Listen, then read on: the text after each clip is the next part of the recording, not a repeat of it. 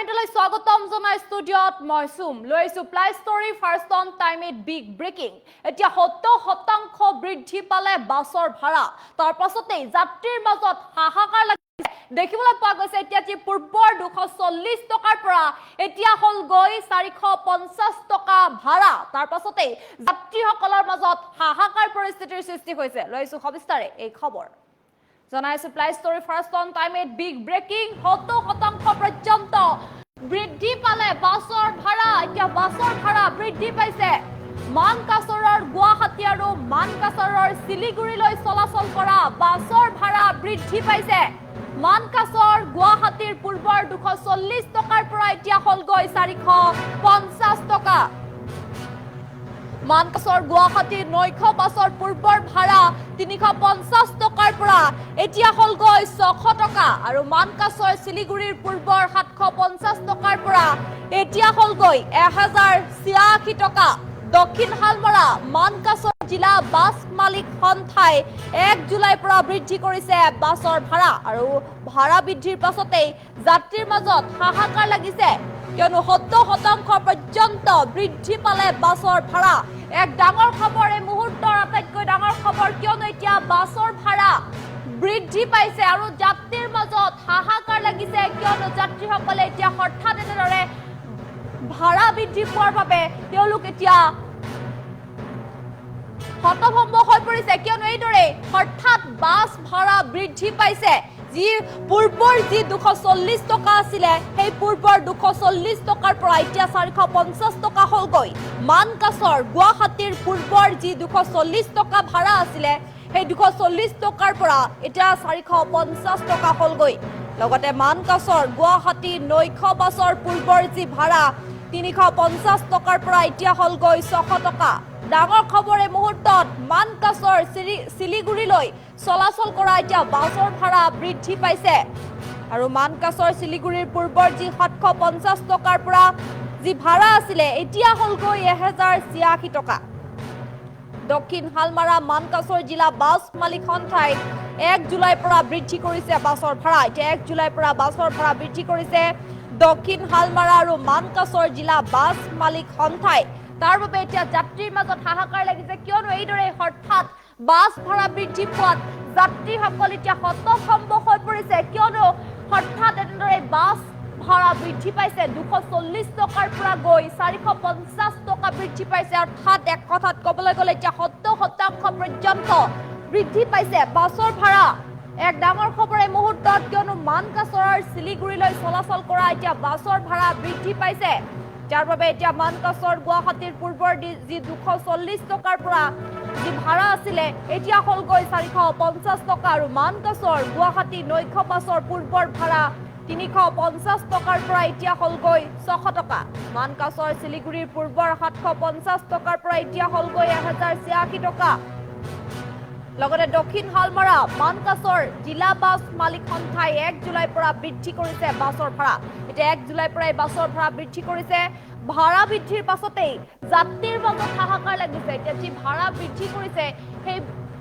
বাছৰ ভাড়া বৃদ্ধি কৰাৰ পাছতেই যাত্ৰীৰ মাজত হাহাকাৰ লাগিছে কিয়নো হঠাৎ এনেদৰে বাছৰ ভাড়া বৃদ্ধি পোৱাত যাত্ৰীৰ মাজত এতিয়া হাহাকাৰ পৰিস্থিতিৰ সৃষ্টি হৈছে যাত্ৰীসকল এনেদৰে যেনেকৈ হঠাৎ বাছৰ ভাড়া বৃদ্ধি পাইছে গতিকে যাত্ৰীসকলৰ মাজত এক আতংকৰ সৃষ্টি হৈছে বা এক হতভম্ব হৈ পৰিছে এই খবৰ শুনি কিয়নো ডাঙৰ খবৰে মুহূৰ্তত জনাইছো হঠাৎ এতিয়া বাছৰ ভাড়া বৃদ্ধি পাইছে যিহেতুকে পূৰ্বৰ 240 টকাৰ পৰা এতিয়া 450 টকা হল গৈ মুঠতে এতিয়া দেখিবলৈ পোৱা গৈছে 70% পৰ্যন্ত বৃদ্ধি পাইছে বাছৰ ভাড়া এই মুহূৰ্তৰ আটাইতকৈ ডাঙৰ খবৰ আমি জনাইছো টাইমিটৰ দৰ্শকক দেখিবলৈ পাইছে কিদৰে এতিয়া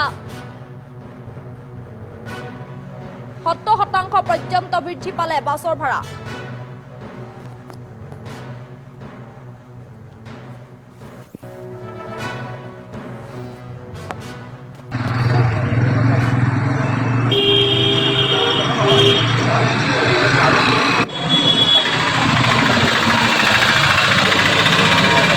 আপোনালোকে দেখিবলৈ পাইছে যে বহুত পৰিমাণৰ ভাড়া বৃদ্ধি হৈছে যেহেতু আগত 350 আছিল এতিয়া 600 700 লৈকে হৈছে যেহেতু তেলৰ দাম বাঢ়িছে আমি গম পাইছোঁ কিন্তু তেলৰ দাম বাঢ়িছে কাৰণে ভাড়াটো ইমান হ'ব নোৱাৰে যে 600 মানে এচেপ্ট কৰিব নোৱাৰিব যে 600 হ'ব লাগিব, 400 হ'লে ভাল হ'ল হয়।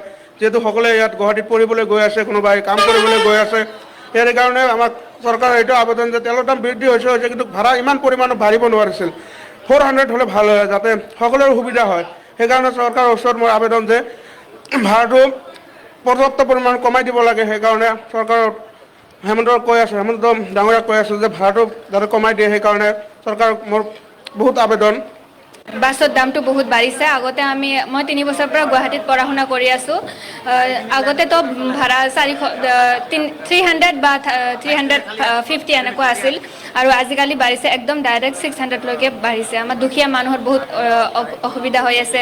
আমি ষ্টুডেণ্ট, অহা যোৱা কৰিব লাগে। আহোঁতেতো বাৰু অলপ কমে আছে, যাওঁতে একদম ডাইৰেক্ট 600ৰ পৰা 700লৈকে হৈ যায়। আমাৰ বহুত প্ৰব্লেম হৈ আছে।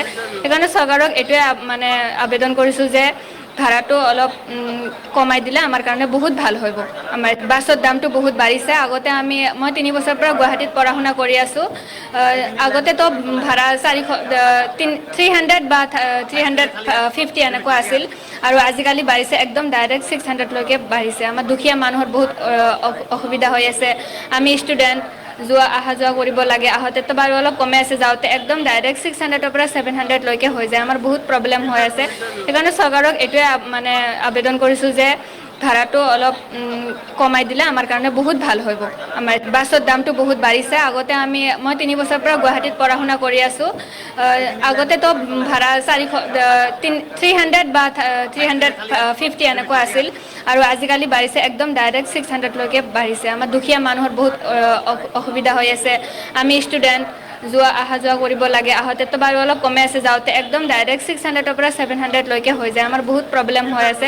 সেইকাৰণে চৰকাৰক এইটোৱে আবেদন কৰিছোঁ যে ভাড়াটো অলপ কমাই দিলে আমাৰ কাৰণে বহুত ভাল হ'ব। আমাৰ বাছৰ দামটো বহুত বাঢ়িছে। আগতে মই 3 বছৰৰ পৰা গুৱাহাটীত পঢ়া শুনা কৰি আছোঁ।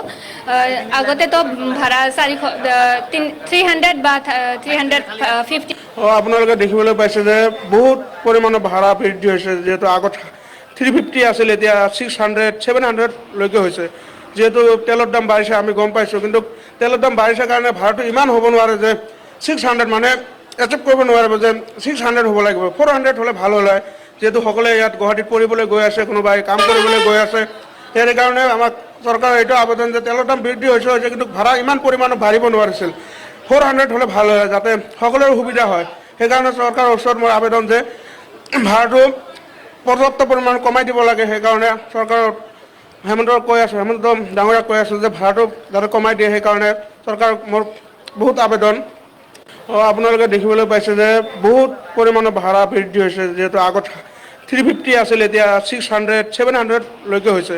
যিহেতু তেলৰ দাম বাঢ়িছে আমি গম পাইছোঁ, কিন্তু তেলৰ দাম বাঢ়িছে কাৰণে ভাড়াটো ইমান হ'ব নোৱাৰে যে 600 মানে এচেপ্ট কৰিব নোৱাৰিব যে 600 হ'ব লাগিব, 400 হ'লে ভাল হ'ল হয়। যিহেতু সকলোৱে ইয়াত গুৱাহাটীত পঢ়িবলৈ গৈ আছে, কোনোবাই কাম কৰিবলৈ গৈ আছে, ইয়াৰ কাৰণে আমাক চৰকাৰৰ এইটো আবেদন যে তেলৰ দাম বৃদ্ধি হৈছে কিন্তু ভাড়া ইমান পৰিমাণৰ বাঢ়িব নোৱাৰিছিল। 400 হ'লে ভাল হয় যাতে সকলোৰে সুবিধা হয়। সেইকাৰণে চৰকাৰৰ ওচৰত মোৰ আবেদন যে ভাড়াটো পৰ্যাপ্ত পৰিমাণ কমাই দিব লাগে। সেইকাৰণে চৰকাৰৰ হেমন্ত ডাঙৰীয়াক কৈ আছোঁ যে ভাড়াটো যাতে কমাই দিয়ে, সেইকাৰণে চৰকাৰক মোৰ বহুত আবেদন। আপোনালোকে দেখিবলৈ পাইছে যে